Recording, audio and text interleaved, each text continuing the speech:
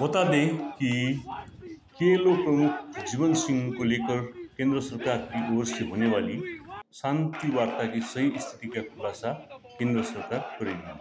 बुधवार को all Kamtapur student union (AIKS) ने इस मांग को सामने रखते हुए जिलाधिकारी कार्यालय के माध्यम से प्रधानमंत्री को एक ज्ञापन सौंपा।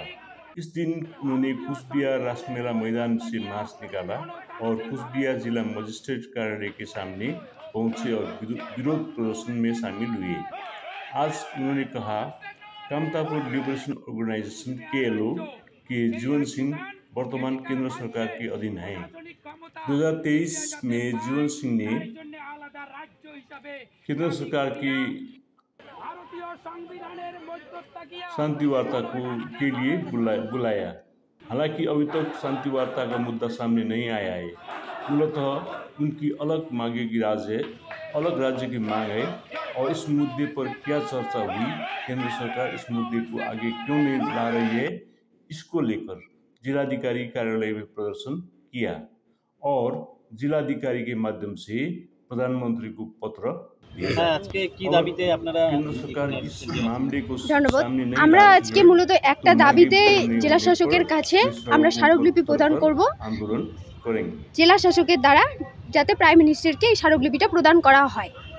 আজকে আমরা ছাত্র সংগঠন রাস্তায়, ছাত্র সমাজটা আজকে আমরা রাস্তায়, তার মূলত একটাই কারণ, আজ থেকে 30-35 বছর আগে আমাদের এইখানে একটা সংগঠনের জন্ম হয়, যেই সংগঠনের নাম কামতাপুর লিবারেশন অর্গানাইজেশন।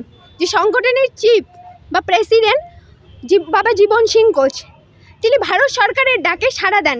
সাড়া দেওয়ার পরে ভারত সরকার ওনার সঙ্গে শান্তি আলোচনা শুরু করেছিল জানুয়ারি মাসে 2023-এ।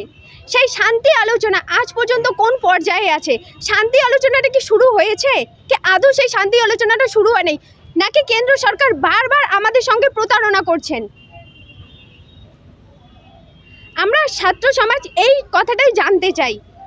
এক তো আমাদের কাছ থেকে শিক্ষা কেড়ে নিচ্ছে, আমাদের এখান থেকে কর্মসংস্থা কেড়ে নিচ্ছে, আমাদের এখানে হেলথের ভালো ব্যবস্থা নেই।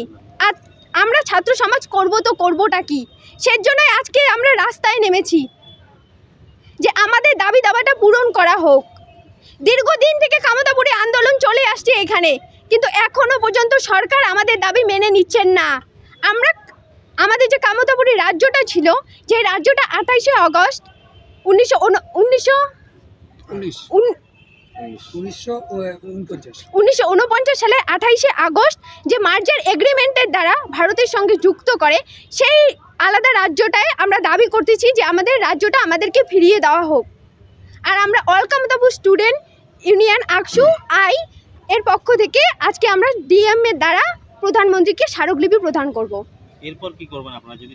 আজকে যদি আমাদের এই কথাটা যদি মেনে নেওয়া না হয়, আমরা পরবর্তীতে গণ আন্দোলন করব। আজকে আমরা ডেপুটেশন দিচ্ছি, কালকে আমরা রাস্তায় নামবো। আমার নাম পূর্ণিমা রবি দাস, আমি all Kamtapur student union AKSU আই এর উইমেন্স উইংয়ের সেক্রেটারি।